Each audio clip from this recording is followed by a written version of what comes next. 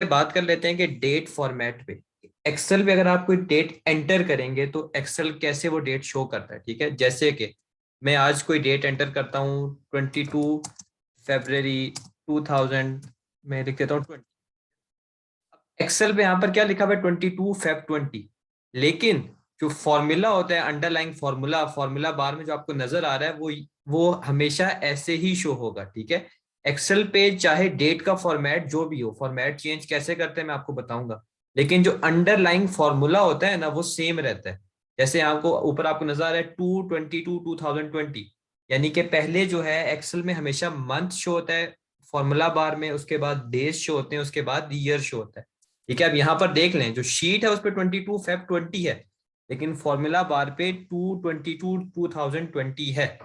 अगर एग्जाम में आपको कोई सवाल ऐसा आ भी जाता है, वो पूछ लेता है कि एक्सेल की शीट पे 22 फरवरी दो इस तरह 20 लिखा हुआ है, वो नीचे पूछेगा कि इसके इसके पीछे अंडरलाइंग फॉर्मूला क्या है, तो इसके पीछे जो अंडरलाइंग फॉर्मूला है वो ये है। ठीक है, ये बात आपने याद रखनी है कि एक्सेल जो है उसका जो शीट पे चाहे जो मर्जी शो रहो, लेकिन बैक एंड पे जो अंडरलाइंग फॉर्मूला होता है वो यही होता है, मंथ डे और ईयर के सीक्वेंस में। ठीक है, फॉर्मेट आप चेंज कर सकते हैं डेट का शीट पे, लेकिन उसके जो अगेंस्ट अंडरलाइंग फॉर्मूला है वो सेम रहता है। ठीक है, अब इसको कैसे फॉर्मेट चेंज कर सकते हैं, यहाँ पर आपने राइट क्लिक करना है। ठीक है, यहाँ पर आप फॉर्मेट सेल्स के ऑप्शन पे जाएंगे तो ये ऑप्शन खुलेगा, तो आगे हम यहाँ पर डेट के सेक्शन में जाएंगे। ठीक है, ये है आपके डेट का सेक्शन। ठीक है, अब इस डेट के सेक्शन में आपको काफी डिफरेंट चीजें नजर आ रही हैं। देखें, पहले आप इसको इस फॉर्म में भी लिख सकते हैं। ठीक है, कि डे, फिर डे भी और फिर डेट भी आगे, जैसे मैं इस फॉर्म में करता हूँ, ओके प्रेस करता हूँ तो देखें सैटरडे, मुझे एग्जैक्ट डेट भी पता चल गया कि यार February 22 2020 को क्या था, सैटरडे था। लेकिन जो समझने की बात है कि ऊपर फॉर्मूला बार में जो फॉर्मूला है अंडरलाइन वो वही सेम है। मैंने आपको स्टार्ट में बताया कि वो इसी सीक्वेंस में रहेगा। अब मैं एग्जांपल इसके कोड देता हूँ, जैसे मैं फॉर्मेट चेंज करके सिर्फ और सिर्फ जो है ना 14 मार्च कर देता हूँ, सिर्फ और सिर्फ, यानी कि ईयर मैंने नहीं लिखना, तो देखें वही 22 फरवरी शीट पे शो हो रहा है, लेकिन जो अंडरलाइन फॉर्मूला है ऊपर आपको जो ये यहाँ पर नजर आ रहा है फॉर्मूला बार में, ये 2/22/2020 ही है।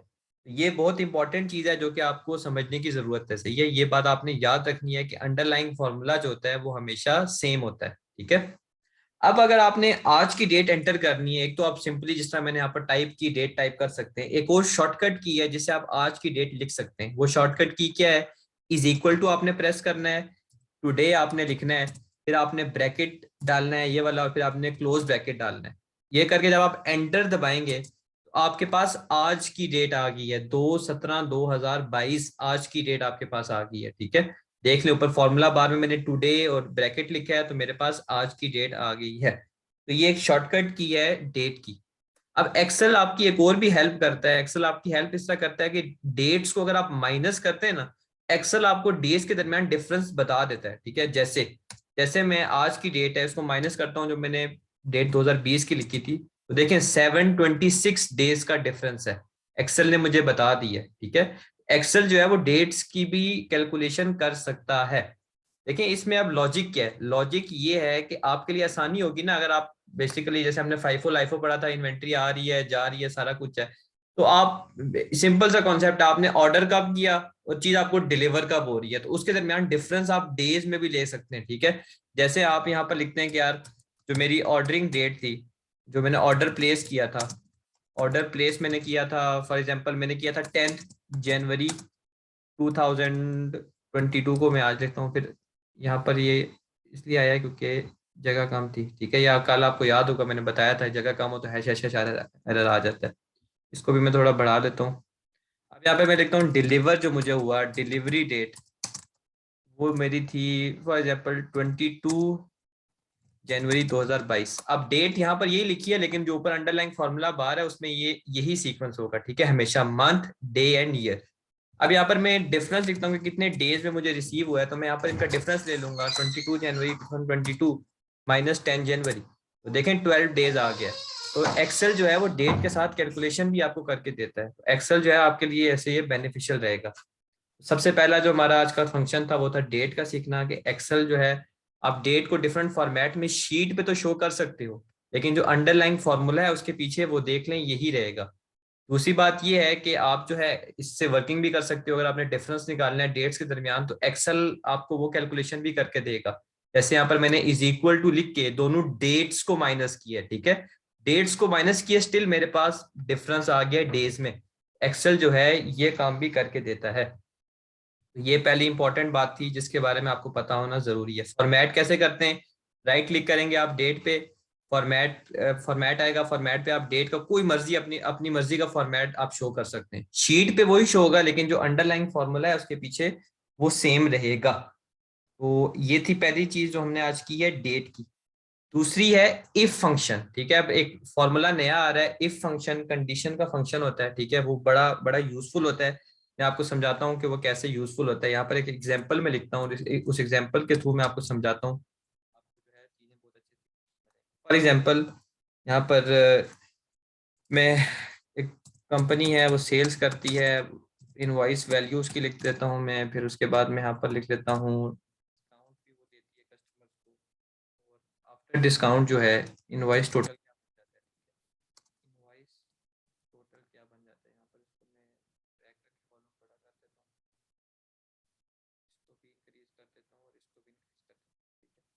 यहाँ पर मैं कोई फिगर्स डाल देता हूँ अपने से, फिगर्स में डाल देता हूँ 224 फॉर एग्जांपल, और 97, देन उसके बाद फॉर एग्जांपल 46, फिर उसके बाद टू टू टू टू में डालता हूँ 215 डाल देता हूँ, ठीक है। यहाँ पर मैं लिख देता हूँ जी हमारा कस्टमर ए है, कस्टमर बी है, हमारा कस्टमर सी है, कंपनी की एक पॉलिसी है कि वो अपने हर कस्टमर को डिस्काउंट देती है, ठीक है, $50 का। जो पुराने कस्टमर्स हैं उनको वो डिस्काउंट देती है 50 का। तो इसका मतलब है डिस्काउंट क्या होगा, 50, 50, 50, 50, ठीक है।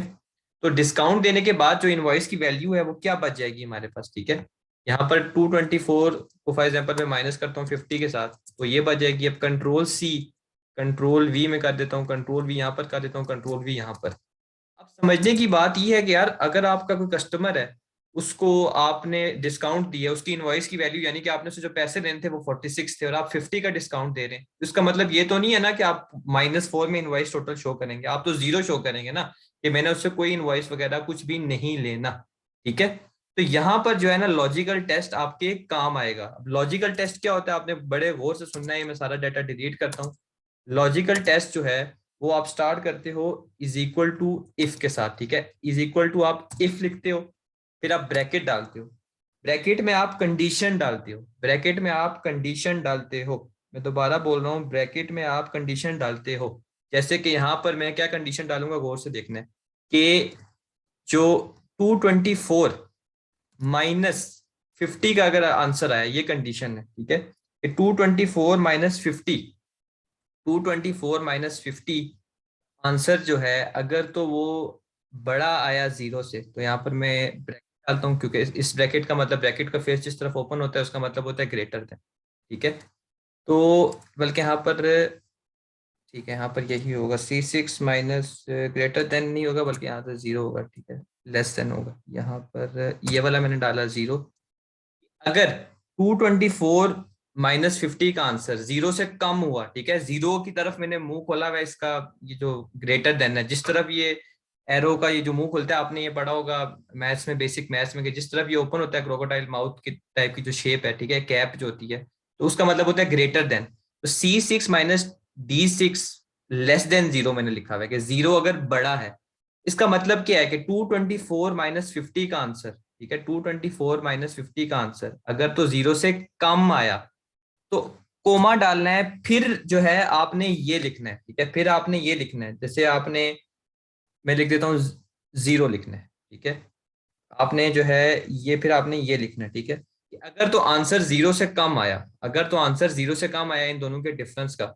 मैं काम करता हूँ, मैं यहाँ पर लिखता हूँ, फिर मैं आपको रिटर्न भी लिख के बताऊंगा कि कैसे आप करते हैं। इज इक्वल टू इफ मैंने कोई कंडीशन डाली, मैंने कहा कि यार अगर इनवॉइस वैल्यू और डिस्काउंट का आंसर जीरो से कम आया, जीरो से कम आने का क्या मतलब है कि नेगेटिव में आया, कोमा, फिर ये लिखना है आपने इस सेल में, फिर आपने सेल में जीरो लिखना है, फिर कोमा का मतलब होता है अदरवाइज।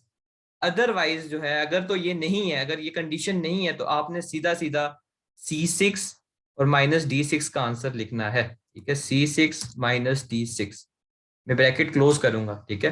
मैं दोबारा समझाता हूँ, ऊपर फॉर्मूला बार में भी आप देख सकते हैं कि अगर C6 माइनस D6 यानी कि इनवॉइस वैल्यू प्री डिस्काउंट, मतलब आप डिस्काउंट जब उसमें से माइनस करेंगे तो आपका इनवॉइस का टोटल जीरो से कम आया यानी कि नेगेटिव में आया, फिर कोमा आपने जीरो आंसर लिखना है। अदरवाइज अदरवाइज जो इन दोनों का डिफरेंस आपने वो आंसर लिखना है। यहाँ पर मैं एंटर करूंगा तो ये आ गया। इसी फॉर्मूले को मैं कॉपी करूंगा और पेस्ट करूंगा यहाँ पर, कंट्रोल V, फिर भी इनका डिफरेंस आ गया, कंट्रोल V यहाँ पर किया, फिर कंट्रोल V यहाँ पर किया।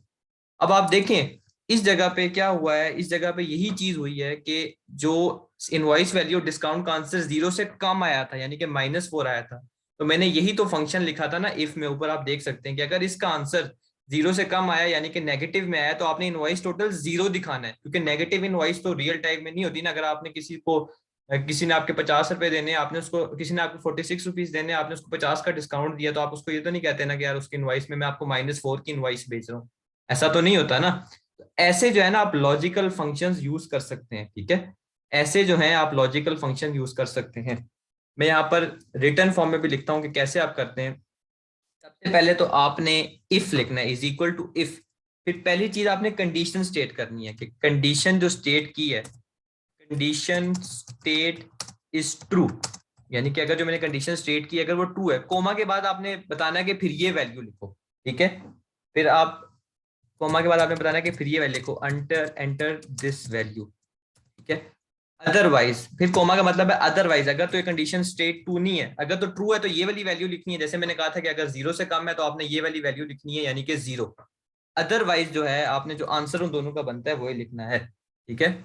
अदरवाइज एंटर दिस वैल्यू, यानी कि जो आगे मैंने लिखा था C6 minus D6, enter this value, तो इस सीक्वेंस में आपने करना है, ठीक है। ये बड़ा इंपॉर्टेंट है, इसको आपने दोबारा से गौर से देख लें, इससे एग्जाम पॉइंट ऑफ व्यू से काफी इंपॉर्टेंट है, आपसे चेक होगा। इफ फंक्शन में आपको कंडीशन डालते हो, यहाँ पर मैंने लिखा हुआ है इफ, मैंने ऊपर फॉर्मूला बार में आप देखें, आपको ऊपर फॉर्मूला बार में नजर आ रहा होगा कि पहली कंडीशन मैंने क्या डाली कि C6 माइनस D6 का आंसर अगर जीरो से कम है, जीरो की तरफ अगर फेस मुड़ रहा हुआ है तो उसका मतलब क्या है कि जीरो बड़ा है, तो मतलब C6 माइनस D6 का आंसर अगर जीरो से कम है, कोमा का मतलब है फिर ये वैल्यू आप डालें, तो C6 माइनस D6 का आंसर अगर जीरो से कम है तो आप जीरो डालें। फिर कोमा का मतलब होता है अदरवाइज, अदरवाइज ये डालें, अदरवाइज अगर ये कंडीशन ट्रू नहीं है तो आप C6 माइनस D6 का सिंपल सा आंसर डाल दें। ये इफ फंक्शन जो है ये आपके लिए बहुत इंपॉर्टेंट है, इस एग्जाम्पल को आपने बड़े गौर से समझना है, ठीक है। अब एक और एग्जांपल करते हैं, जिस एग्जांपल से जो है ना आपको आपको चीजें जो है ना काफी क्लियर हो जाएंगी। मैं दोबारा इसी एग्जांपल में कुछ चेंजेस कर देता हूँ, ठीक है। यहाँ पर मैं लिख देता हूँ सेल्स, ठीक है। यहाँ पर मैं लिख देता हूँ 5% डिस्काउंट फॉर एग्जांपल, ठीक है। और यहाँ पर मैं लिख देता हूँ कि इनवॉइस टोटल, यानी कि सेल्स अगर आपने इतनी की है, 5% आप डिस्काउंट दें तो आपने पैसे कितने लेने, वही एग्जाम्पल है, ठीक है। अब मैं थोड़ी कंडीशन यहाँ पर मैं चेंज करता हूँ, ठीक है। कंडीशन यहाँ पर मैं ये चेंज करूंगा कि यहाँ पर मैं यहाँ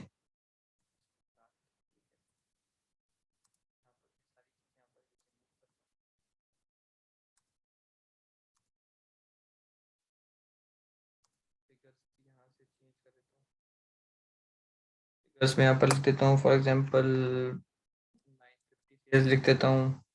फिर मैं लिखता हूँ यहाँ पर 1420 सेल्स, यहाँ पर लिख देता हूँ 2894, फिर मैं यहाँ पर लिख देता हूँ 840 840 लिखता हूँ, यहाँ पर मैं 2890 लिख देता हूँ ताकि सारी फिगर्स जो है ना डेसिमल में आंसर में 2890 यहाँ पर दिया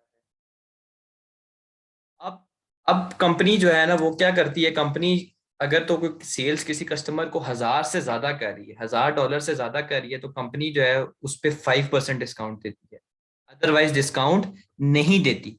अब मैंने डिस्काउंट निकालना है तो मैं कैसे निकालूंगा, ठीक है। अब इस सेल में मैं गया, मैंने वही किया, is equal to if, if के बाद मैंने ब्रैकेट किया, साथ मैंने लिखा हुआ है ये कंडीशन है और ये ट्रू है या नहीं। तो कंडीशन मैंने क्या डाली है, कंडीशन मैंने ये डाली है कि जो मेरी सेल्स है, मैं सेल्स पे लेके जाता हूँ एरो 950, अगर अगर ये सेल्स 1000 से ज्यादा है, अगर तो ये सेल्स 1000 से ज्यादा है, देखिए मैंने सेल्स यानी कि C6 की तरफ मुंह उसका ओपन हुआ है एरो का, कैप का मतलब, तो मतलब वो चीज ज्यादा है, यानी कि अगर सेल्स 1000 से ज्यादा है, अगर सेल्स 1000 से ज्यादा है, ठीक है, फिर आपने क्या करना है, कोमा, कोमा मैंने डाला, अगर सेल्स 1000 से ज्यादा है तो आपने ये वैल्यू एंटर करनी है। क्या वैल्यू एंटर करनी है? सेल्स पे आपको 5% डिस्काउंट मिलेगा, यानी कि जो सेल्स की फिगर है, जैसे कि ये 950 है, इस पे आपको 5% डिस्काउंट मिलेगा, यानी कि मल्टीप्लाई बाय 0.05। मैं डिस्काउंट वाले टेबल के नीचे कर रहा हूँ ना सारा कुछ, यानी कि मैं डिस्काउंट निकाल रहा हूँ। यहाँ पर मैंने ये लिख दिया, ब्रैकेट मैंने क्लोज कर दी। अभी तक का क्या मतलब है कि अगर सेल्स, C6 का मतलब है सेल्स वाला सेल, अगर तो वो 1000 से ज्यादा है, फिर एरो का मतलब है फिर ये काम आपने करना है, फिर डिस्काउंट ये होगा C6 मल्टीप्लाई बाय 0.05। अगर तो ऐसा नहीं है, अदरवाइज, अगर तो ऐसा नहीं है तो आपने यहाँ पर जीरो लिख देना है, यानी कि अगर सेल्स 1000 से ज्यादा नहीं है तो डिस्काउंट जीरो होना चाहिए ना, तो जीरो लिख के ब्रैकेट क्लोज कर दिया। दोबारा फॉर्मूले को गौर से देखें, इफ मैंने डाला इज इक्वल टू तो मस्ट है हमेशा, ब्रैकेट ओपन आया। अगर तो C6 यानी कि सेल्स 1000 से ज्यादा है, फिर आपने डिस्काउंट वाले सेल में C6 मल्टीप्लाई बाय 0.05, 5% को आप 0.05 भी कहते हैं, ठीक है, वो आपने शो करना है, ठीक है। अगर तो 1000 से ज्यादा है तो आपने 5% डिस्काउंट शो करना है डिस्काउंट फिगर में, अदरवाइज जीरो शो करना है। यहाँ पर एंटर करता हूँ, देखें अब सेल्स 950 थी तो उसने कोई डिस्काउंट नहीं शो किया। मैं फॉर्मूले को कॉपी पेस्ट करता हूँ, कंट्रोल C कंट्रोल V। देखें अब 1420 1000 से ज्यादा था तो उसने 5% डिस्काउंट की फिगर शो की। फिर मैं यहाँ पर कंट्रोल V करता हूँ, फिर उसने डिस्काउंट की फिगर शो की। फिर यहाँ पर मैं कंट्रोल V करता हूँ, तो क्योंकि 840 थी मेरी सेल्स तो उसने डिस्काउंट शो नहीं किया। तो ऐसे जो है ना आप लॉजिकल टेस्ट डालते हैं, कंडीशन पहले आप डालते हैं कि ये कंडीशन अगर ट्रू हुई तो ये इस सेल में आपने लिखना है, अदरवाइज ये लिखना है। तो ये एक और एग्जांपल है, होपफुली इससे आपकी चीजें क्लियर हो जाएंगी। अब देखें, आप सिंपली इन दोनों का डिडक्शन लेके आप जो इनवॉइस आपने कस्टमर को आफ्टर डिस्काउंट भेजनी है वो बता सकते हैं, सिंपल, ठीक है। तो ये है इफ फंक्शन, लॉजिकल फंक्शन, और ये बहुत ज्यादा इंपॉर्टेंट है, ठीक है। आपके सामने मैंने लिख दिया, दो एग्जांपल्स करके दिए हैं, आपने इसको बड़े बड़े अच्छे तरीके से समझना है। ये जो चीज ऊपर लिखी है ना, इसको आपने समझना है, ठीक है। अब इसके बाद आगे मूव करते हैं। इसके बाद राउंड फंक्शन पे हम आते हैं। इफ फंक्शन के बाद राउंड ऑफ अगर आपने चीजें करनी है तो आप कैसे करते हैं। राउंड फंक्शन पे मैं आता हूँ। अब फॉर एग्जांपल मैं कोई भी यहाँ पर डेसिमल फिगर लिखता हूँ, यहाँ पर मैं लिख देता हूँ 167.96। अब आपने इसको अगर राउंड ऑफ करना है, ठीक है, अगर आपने इसको राउंड ऑफ करना है तो आपने क्या करना है, इज इक्वल टू प्रेस करना है, इज इक्वल टू आपने लिखना है राउंड, राउंड के बाद ब्रैकेट ओपन करनी है, फिर 167.96 पर टैब को लेके जाना है, फिर आपने कॉमा प्रेस करना है। कॉमा के बाद अगर आप जीरो लिखेंगे, अगर आप जीरो लिखेंगे तो आपको राउंड ऑफ करके ये एग्जैक्ट फिगर दे देगा। तो मैं यहाँ पर जीरो लिखता हूँ, इसने आपको आंसर दे दिया 168, यानी कि 167.96 को अगर आप राउंड ऑफ करो तो 168 बनता है, ठीक है। तो ये राउंड ऑफ ऐसे होता है। अब मैं थोड़ा राउंड ऑफ की फिगर को ज्यादा मजीद करता हूँ ताकि हम ज्यादा चीजें कर पाए। 167 पॉइंट में लिख देता हूँ 967। अब फॉर एग्जाम्पल आपने इसको 2 डेसिमल प्लेसेस तक राउंड ऑफ करना है, तो फिर आप क्या करेंगे, वही काम करेंगे, is equal to round, bracket open, फिर इस वैल्यू को लेके जाएंगे, फिर कॉमा डालेंगे। आप 1 अगर लिखेंगे, अगर आप 1 लिखेंगे तो आपकी 1 डेसिमल प्लेस तक राउंड ऑफ हो गया, यानी कि 168 ही आएगा, ठीक है, एक डेसिमल प्लेस तक। जीरो पे एग्जैक्ट फिगर आ जाती है। अगर आप यहाँ पर 1 की जगह मैं ऊपर से चेंज कर देता हूँ 2 लिखेंगे, आपकी देखें 967 जो है up to 2 decimal place round off हो गया, यानी कि 97 बन गया, ठीक है। 67 को राउंड ऑफ करें तो 70 बन जाता है, तो 97 बन गया। अब अगर आप इसको 3 डेसिमल फिगर तक करना चाहते हैं, यानी कि इसको एक मिनट, राउंड में करता हूँ, राउंड इधर लेके गया, कोमा में मैंने 3 एंटर किया, 167.967 क्योंकि ऑलरेडी 3 तक हुआ है तो वो राउंड ऑफ हो गया, ठीक है। तो यहाँ पर 2 तक करना है तो आपने 2 पे 1 पे करेंगे तो मजीद क्लोज होता जाएगा, ठीक है। यहाँ पर अगर इसको मैं 1 पे करता हूँ तो देखिए 168 आ गया। ऐसे आपने राउंड ऑफ करना है, ठीक है। अगर आप जीरो करेंगे तो आपके पास एग्जैक्ट फिगर आएगी, अगर आप 1 करेंगे फिर भी आपका 1 डेसिमल प्लेस, यानी कि 1 डेसिमल प्लेस का मतलब ये होता है कि एक पूरा पूरा एग्जैक्ट राउंड ऑफ हो जाएगा। 2 करेंगे तो अप टू 2 डेसिमल प्लेस होगा, 3 करेंगे तो अप टू 3 डेसिमल प्लेस होगा। तो ये आपका राउंड फंक्शन है, ठीक है। यहाँ पर आप देख लें, is equal to round D18 और कॉमा 2। अब आप नियरेस्ट 10 और नियरेस्ट 100 तक भी इसको राउंड ऑफ कर सकते हैं। कैसे कर सकते हैं, इज इक्वल टू राउंड, ठीक है, वही सब कुछ करना है, वैल्यू। अब अगर आपने इसको नियरेस्ट 10 तक करना है तो कोमा के बाद आपने -1 लिखना है, -1। देखिए 170 आ गया, 167.967 क्योंकि 170 के नजदीक है तो यही आंसर आएगा। अब अगर आपने इसको नियरेस्ट 100 तक राउंड ऑफ करना है तो यहाँ पर आप 2 लिख दें, ठीक है। तो देखें 200 आ गया, क्योंकि 167 200 के क्लोज है ज्यादा, तो राउंड ऑफ टू नियरेस्ट 100 200 हो जाएगा। ऐसे आपने राउंड फिगर करना है। Is equal to round comma, value वाला सेल आपने क्लिक करना है, is equal to round bracket open, ठीक है। फिर आपने वैल्यू वाला सेल पे क्लिक करना है, फिर कॉमा डालना है। अगर तो आप कॉमा के बाद 0 लिखेंगे तो एग्जैक्ट 1 फिगर में राउंड ऑफ होकर आ जाएगा, 1 लिखेंगे तब भी 1 फिगर में ही आएगा, 2 लिखेंगे तो आपको 2 डेसिमल प्लेसेस राउंड ऑफ होगा। अगर आप माइनस में लिखेंगे, अगर आप -1 लिखेंगे तो नियरेस्ट 10 होगा, अगर आप -2 लिखेंगे तो नियरेस्ट 100 होगा। तो ये जो है आपका राउंड फंक्शन कहलाता है। पहली चीज हमने की वो हमने की इफ फंक्शन, दूसरी चीज जो हमने की वो